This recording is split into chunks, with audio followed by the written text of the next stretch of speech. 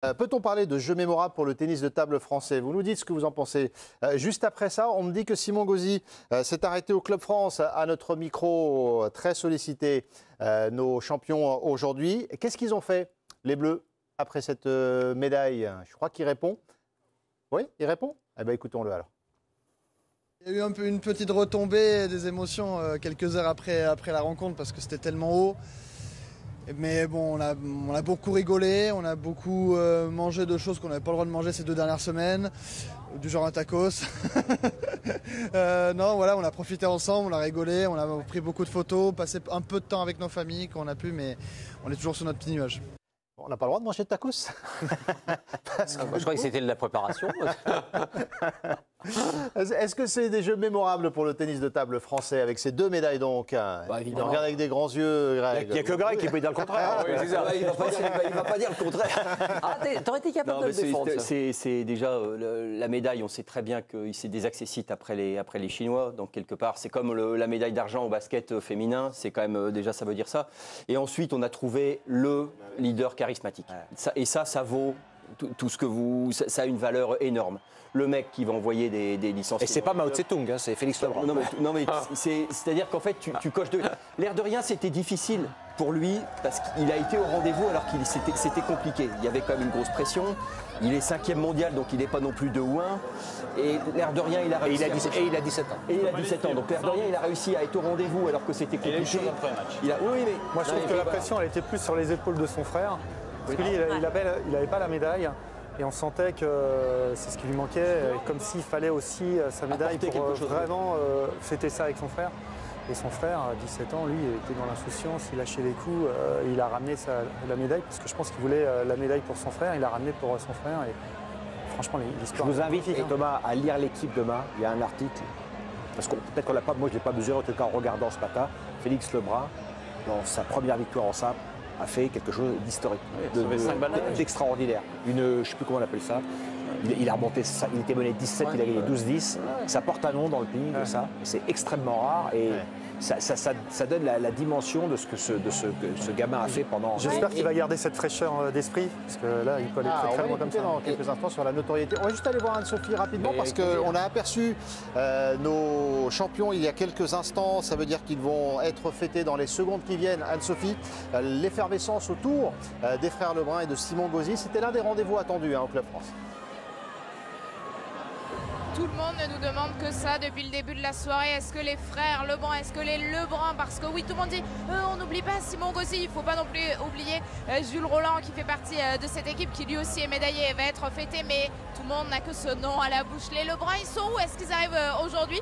Parce qu'on les voit depuis le début de la soirée. Ils sont arrivés ici à 21h30 et ils ont commencé leur parcours médiatique. Alors on les aperçoit dans les coursives, sur les images de Corentin Rolland que vous venez de voir. Ils sont passés quelques escaliers, ils sont en train de se mettre en coulisses pour être fêtés dans quelques instants. La fête à la médaille des frères Lebrun, de Simon Gauzy et de Jules Rolland, c'est dans une poignée de secondes et clairement tout le monde est resté ici rien que pour ça ce soir. Bah oui, bien sûr.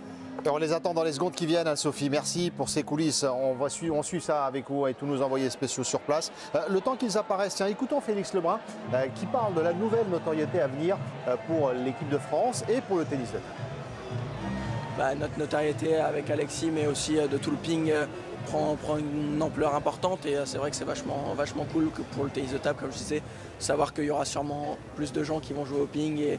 Et ce sport qui, des fois, par le passé, a été... un peu jugé négativement, on va dire, et qu'aujourd'hui est en train de grimper. Les gens se rendent compte aussi, je pense, de la difficulté de notre sport. On les a déjà vus dans des spots publicitaires avec son frère. Donc, en ce moment, c'est que c'est en train de monter pour eux. C'est ça, c'est en train de monter. Après, ils étaient très attendus quand même, je veux dire, alors les frangins, parce que cette histoire, on aime bien, nous, les médias, raconter des histoires, et celle-là faisait partie des histoires pré-olympiques qu'on attendait. Il y avait Léon, et il y avait celle-ci, des 2 frangins, et c'est ceux qui sont arrivés avec une énorme pression, et je trouve qu'ils l'ont géré de manière remarquable. Le tournoi s'étalant dans le temps, je trouve qu'ils ont aussi été assez impressionnants face au fait de devoir attendre leur moment, d'autant plus après la première médaille de bronze de Félix. On ne parle pas assez de Simon Gauzy qui, il y a 1 an et demi, était quand même en dépression, que ça fait 10 ans qu'il porte le ping tout seul. Et que heureusement qu'il fait partie de ce trio de médailles de bronze et qu'il peut savourer ce truc-là ensemble. Il y a une belle passation, il y a un truc chouettes qui s'opèrent. C'est ces histoires-là qu'on a envie de raconter. C'est pour ça que les gens restent ce soir. Et d'autant plus, les larmes nous ont émus. Ouais. Thomas. Ouais, non, juste d'autant plus que le ping-pong, à la base, c'est pas un sport qui fait rêver ou c'est pas le sport le plus glamour. Là, on parle des dieux du stade. Les dieux du stade, on s'imagine une gravure de mode, 1m90, 90 kg. Et puis là, on tombe sur deux frangins, on les croise dans la rue, on se dit, bon, bah ok, sont des geeks. Et il y a un tel engouement pour ce binôme. Je trouve ça. Moi, ça me touche, ouais. Et je trouve ça bien parce que ça change justement des forces de la nature comme Teddy Riner. C'est bien, ça équilibre, je trouve. Le ping a son incarnation. Ce sont des forces de la nature. À leur niveau, ouais. Mais tu vois ce que je veux dire, par leur puissance, leur muscle. Mais par exemple, il va y avoir plein de gamins qui vont s'inscrire au ping à la rentrée et c'est super.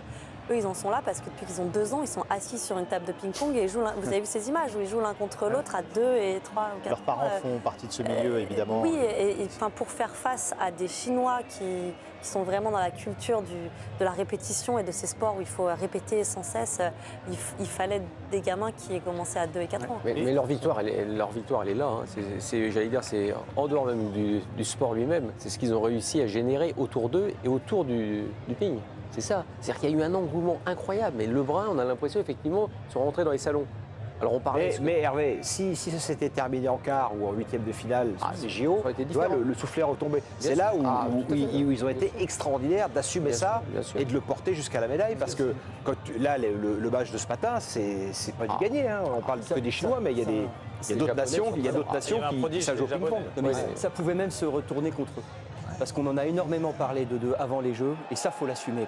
Surtout quand t'es pas, a priori, quand t'es face à des Chinois qui sont 1, 2, 3 et 7, 8, 9 mondiales. Et ils ont réussi quand même ce truc-là. Être au rendez-vous, c'était compliqué.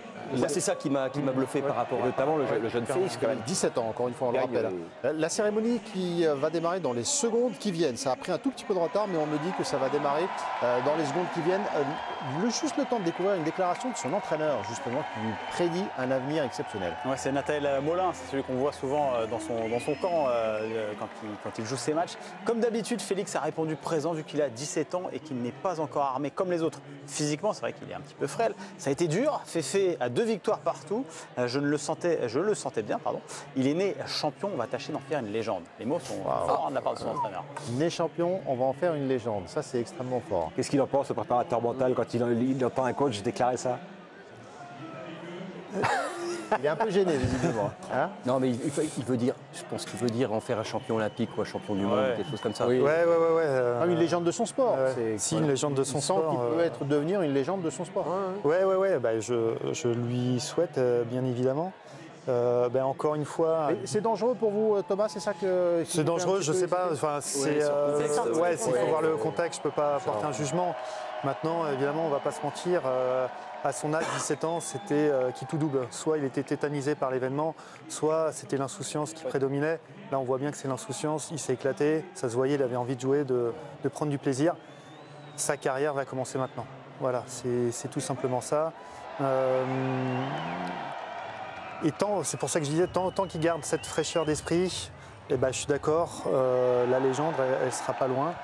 Maintenant, si ça devient une obligation pour lui de devenir une légende, ça sera beaucoup plus délicat. Et faut pas oublier Simon Gauzy, on n'en parle pas beaucoup, mais c'est quelqu'un qui a tenu à bout de bras le tennis de table pendant une dizaine d'années, qui désormais travaille un petit peu dans l'ombre. Oui, je sais, mais qui est désormais dans l'ombre et qui accepte son rôle. Oui. Donc la médaille, c'était lui quasiment qui était le plus heureux d'avoir cette médaille de bronze. Oui, parce que l'irruption des deux gamins, elle a quand même mis au 3e rang du jour au lendemain. C'est ça, il ne faut pas l'oublier. Félix Lebrun qui a donc décroché autant de médailles que le tennis de table français avant ces Jeux Olympiques en 2000 et 92. Argent en 92 et bronze en 2000 ou l'inverse. 92, c'est Wallner qui est champion olympique devant Gatien. La cérémonie qui va démarrer, on attend le début.